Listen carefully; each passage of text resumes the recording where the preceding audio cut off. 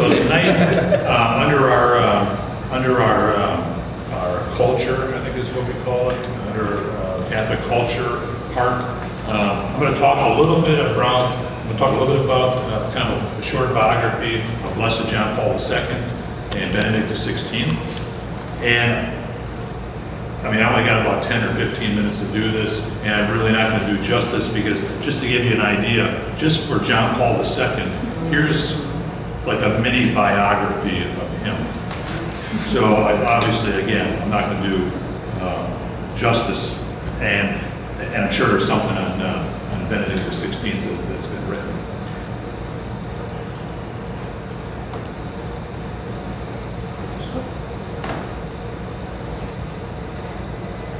Okay, just we'll start off. I gave you a sheet. So the first sheet talks about John Paul II, and then the second sheet is kind of a fact sheet for Benedict XVI. And my sources for both of these will be the Vatican website. And so if you want more information, you can go even on the Vatican website. Since John Paul II was just beatified, it means that he's one step closer to being a saint. That they have a whole part of the website under John Paul II dedicated to his life and what he's done. And so if you have internet access, it'd be an excellent resource if you want more information. But John Paul II, he wasn't born John Paul II. He was born Karol Joseph Wojtyła on 8 May 1920 in Poland, to parents of Karol and Emilia. He was the youngest of 3 children. His older brother died in 1932, his mother in 29, his sister before he was born, and then finally his father in 41. So essentially from 41 on, he was the only one really left in his family that was still alive. So he's in Poland. We know kind of what's going on in the culture in 1941 in Poland, World War II. So you have all that devastation going on, in Europe. And so he's going to school. He graduates from high school, and to get a job, he goes to work at a quarry. So he's going to be working at a quarry, and then he goes and works into a chemical factory. So that takes place right after school. Then he enters the seminary, and the seminary at that time, with the Germans, they suppressed all seminaries. So seminaries were like underground at that time. And so he started his studies shortly afterwards, and was ordained to the priesthood in November of 1946.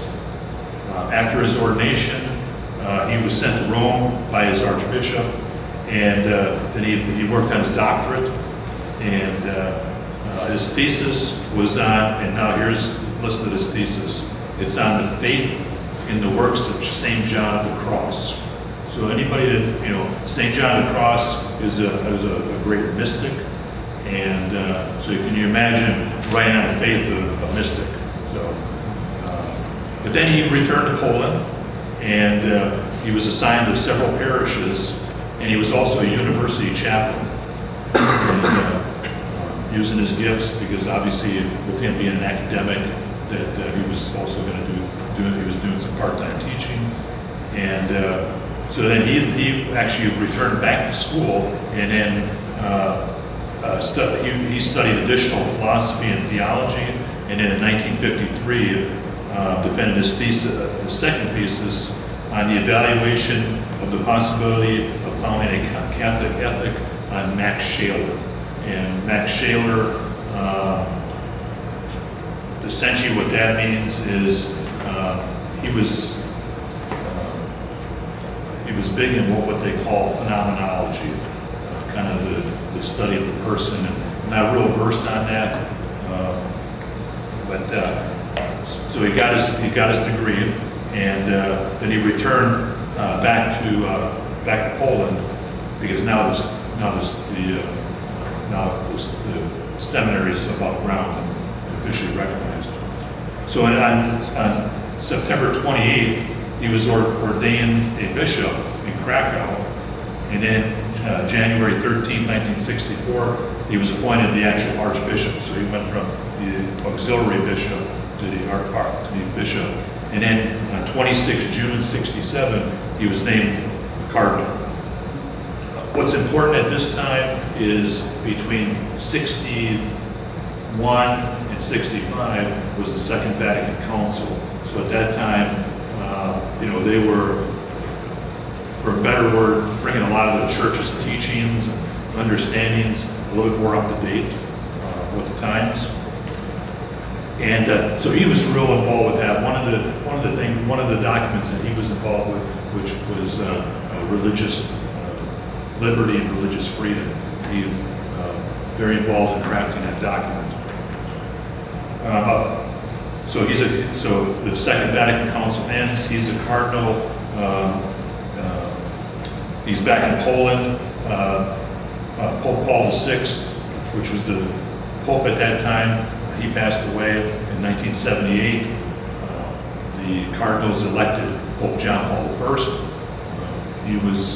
He died shortly after the papacy, and then he was named Pope John Paul II shortly afterwards in 22 October 1978. And his pontificate lasted 27 years.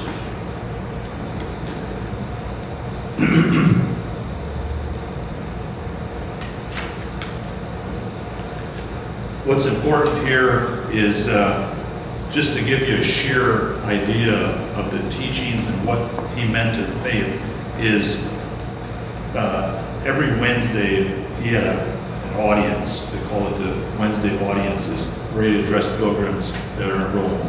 It's in St. Peter's Square. And one of the things that he did was in his Wednesday audiences, he talked about the beauty of the body. And that set of teachings ended up being what we call the theology of the body later on. So that was like 129 Wednesday audiences. And just to give you an idea, this is the result. So you can see another, just one bit of his teaching generated this, this amount of that amount of teachings. What was the title of that book? This is the theology of the body. And I think, Zoe, you said you were going to speak more on that, so I'll save that, or save the questions. I'll let you do that. But again, I just wanted to kind of give you an idea of just Wednesday audiences. We're not even talking about encyclicals and apostolic exhortations or constitution, any of that. I mean, that is, really, it was really his, that was really kind of his whole baby, if you will, moving forward. Also, the Pope John Paul II, he hosted 38 official visits, so heads of state, President Obama or whoever, so 38 heads of state he hosted at the Vatican. He had 738 audiences and meetings with heads of state. So not only just the meetings one-on-one, but he met with, 738 heads of state. And he had 246 meetings with prime ministers. So again, diplomatically, he was, reaching out, touching everyone. The Holy Father also was instrumental in establishing the World Youth Day. What that is, it's every 4 years the youth gets together at a different location. It was just in Spain this year, and they would have a big gathering of the youth, and again, evangelization about talking about the faith. Also, too, especially here in Baltimore, the late Holy Father, he was very instrumental in Jewish-Catholic relations and really kind of opening a door to Jewish-Catholic relations.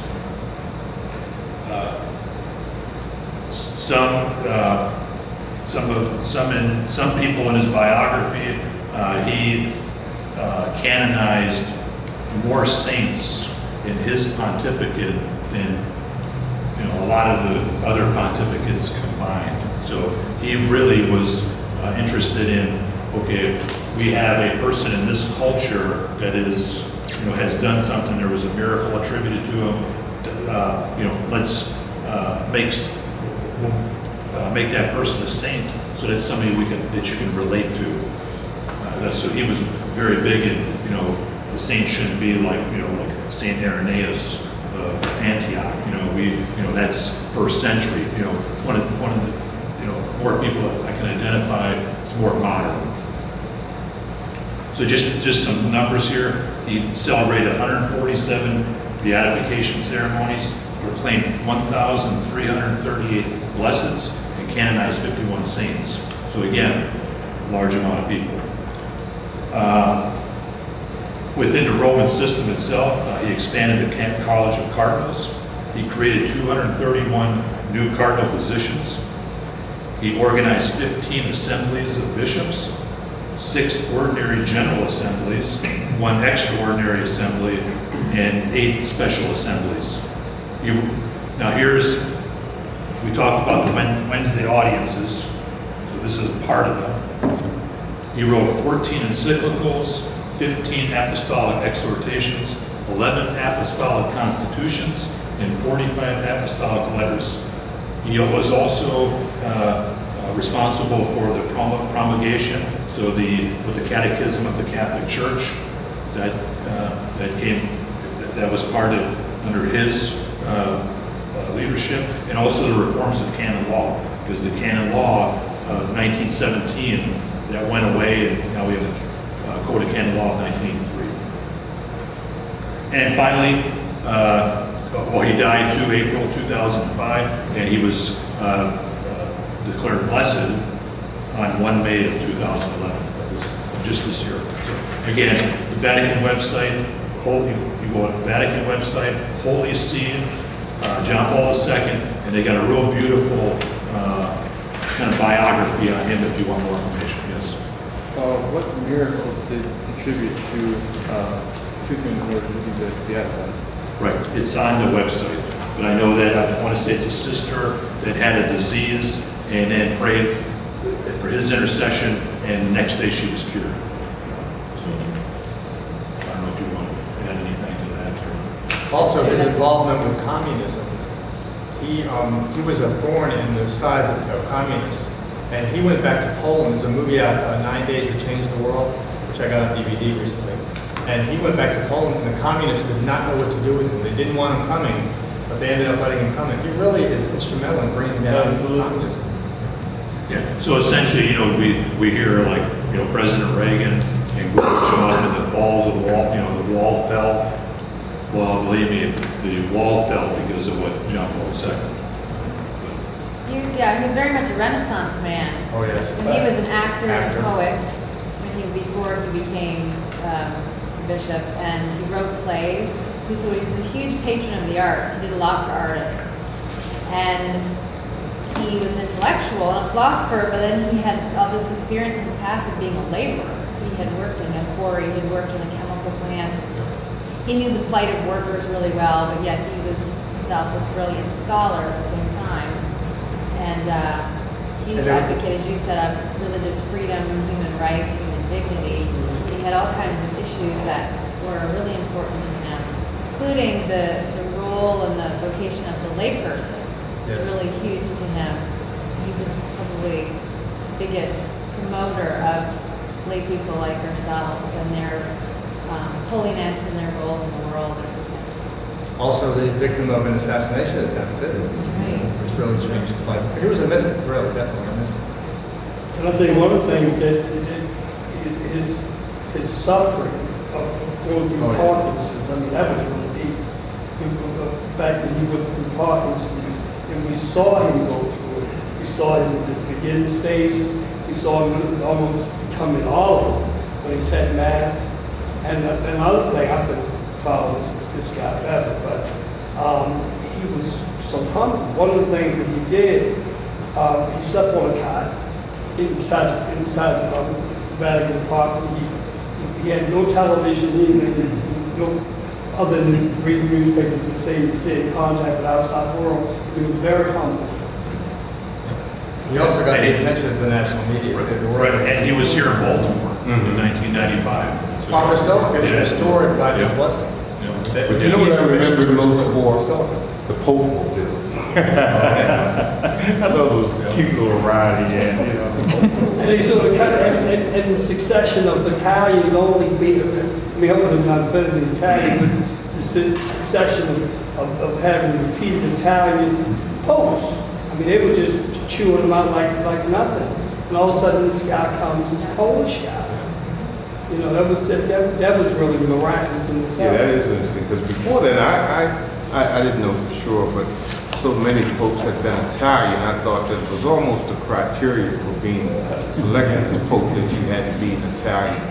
And I was a bit surprised when they named the Polish cardinal at that time, priest, but he became outstanding. Yeah, we'll move on to Benedict XVI.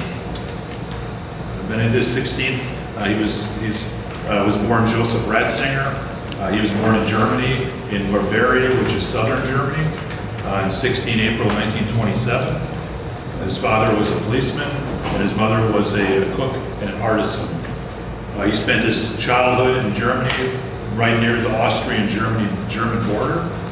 From 1946 to 51, he studied philosophy and theology at the University of Munich. He was ordained to the priesthood on 29 June 1951. A year later, he began teaching. In 1953, he had obtained his doctorate. He wrote a thesis on the people and the house of God in St. Augustine's Doctrine of the Church. 4 years later, he qualified for teaching with a dissertation on the theology of history of St. Bonaventure. So after lecturing at Freising, he moved to Bonn, Germany to teach. Then he went to Münster and Tübingen. And in his last year there, he was made chair of the dogmatics at the University of Regensburg, where he was also the vice president. From 62 to 65, he was also somebody that was very involved with Vatican II. His cardinal from Cologne brought him as a theological advisor during Vatican II. He was called an expert and helped craft a lot on the divine revelation is what kind of was his specialty. In 1972, him along with Hans von Balthasar, Henry de Lubac, they initiated a program called a publication called Communion. On 25 March 1977, Pope Paul VI, he named him Archbishop of Munich in Freising, and was made a bishop and ordained the 28th of May that year. What's notable here, at least in his biography from the Vatican website, is he was the first diocesan priest in the last 80 years to take governance of that diocese. So somebody that was, somebody that grew up in that area, rose through the ranks. A year later, on 27 June 1977, Joseph Ratzinger was named the cardinal, and a year later, he took part in the conclave that elected Pope John Paul II. Shortly afterwards, John Paul II knew that he was a very reliable theologian. He said, "I'm bringing you from Germany to Rome. I need you to head up a few of my departments, to include the Congregation for the Doctrine of the Faith." He was also the president of the Pontifical Biblical Commission and also the International Theological Commission. So on 15 February 1982, he resigned his governance in Munich to be actually full-time in the Vatican, yes. In the first line of that paragraph, you mean prefect instead of perfect. Yeah, that's what I meant, yeah. Sorry about that. Okay, and then he was president of the Preparatory Commission. So when we talked about the Catechism of the Catholic Church, he was the president of the Preparatory Commission that put the Catechism together. So really, within Catholic circles, John Paul II and really Benedict XVI or Cardinal Ratzinger at that time were really the ones that put the Catechism of the Catholic Church together. In 1998, he was elected vice dean of the College of Cardinals. In 2002, was elevated as the dean.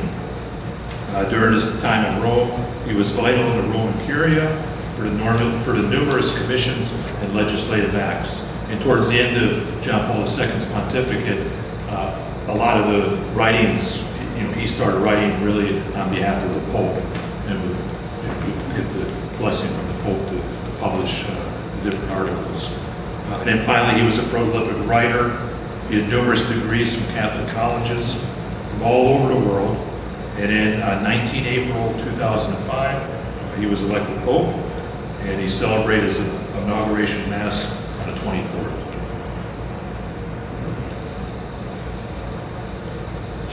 And again, both of these biographies you can find on the Vatican website. Yes. What kind of criteria does the sacred hierarchy look for people who are going to rise in ranks? It's like, what makes a person a bishop, for example? That's going to be the bishops amongst themselves. They know who's like the rising stars, if you will, within the faith. Through their interaction. Also, it's not a career-minded thing. There's a term for it, and it's career. So you know what clericalism? It's a bishop isn't to seek becoming a bishop. Right. It's to be chosen. It's much like formation and discernment. People have to see that you have some qualities to be a bishop. What are those qualities, though? I think he was asking that. Spiritual. Yeah, all of it. Just like somebody who becomes a priest, like Chris, you're discerning to become a priest. You're still in discernment. There's qualities about you that other people have seen that would think maybe you should become a priest. So there would be things like faith. When you're selecting a bishop, administrative gifts, because that's really important when you're governing a diocese or archdiocese. Gifts of faith, gifts of hopefully a certain amount of relationship building and diplomacy. Gifts of knowledge, someone who's well formed in theology and can teach. The scriptures have a list of things for us also. Yes. About their piety and their prayer life and things like that. I remember Secretary of State John Foster Dulles' brother Avery Dulles was elevated to a cardinal's hat, and largely based on his academic and intellectual contributions to theology and that sort of thing. I don't believe he even went through the cycle, per se, of becoming a priest and then so on, so. I think the Pope just anointed him, ordained him, I don't know what the word is, cardinal, because of that. Some people say he was a spy in the church, but that's another story. But I just wanted to add something. One of the things about Pope Benedict that really amazes me is that this guy was in the Nazi youth league. I'm not saying he voluntarily joined it, but his testimony was really good because he could have, Hitler would the Nazis would just pick a bunch of people, kids, and they would just make you join these leagues, and he was one of them. But he denounced all that hatred. I don't know how deep it was, but that he was involved. But that was one of the things he addressed one time, and then he accepted the call for Christianity, which I think is just very remarkable. Perhaps one of the political things that they cited when choosing him for Pope was that it was another step in the healing process between Germany and the rest of the world. He actually deserted. He deserted the Hitler Youth. He deserted. He ran away. Yeah. He ran away. One of the amazing things about Pope Benedict or Joseph Ratzinger is that even before he was a cardinal, Joseph Ratzinger was one of the leading theologians in the Catholic Church in the 20th century.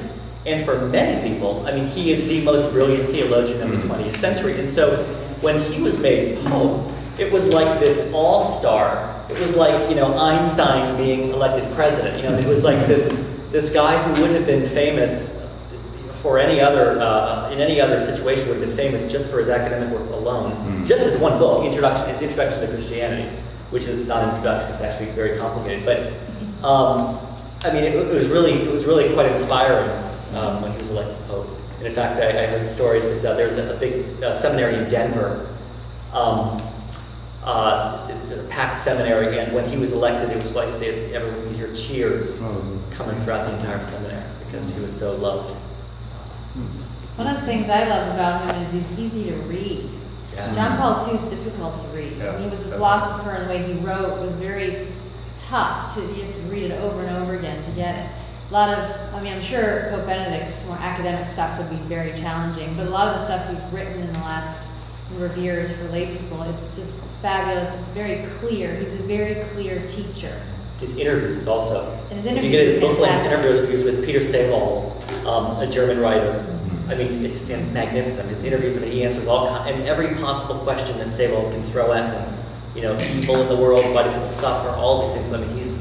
What's that called, that book of interviews? Well, there's three. There's Salt Light? and Light. That's an early one. There was God in the World, I think more recent, and then I think there was another one. Is that where he's interviewed, though? Yes, all three. Okay. Will we talk more about the Pope in terms of like his role, Yeah. in the church? Okay.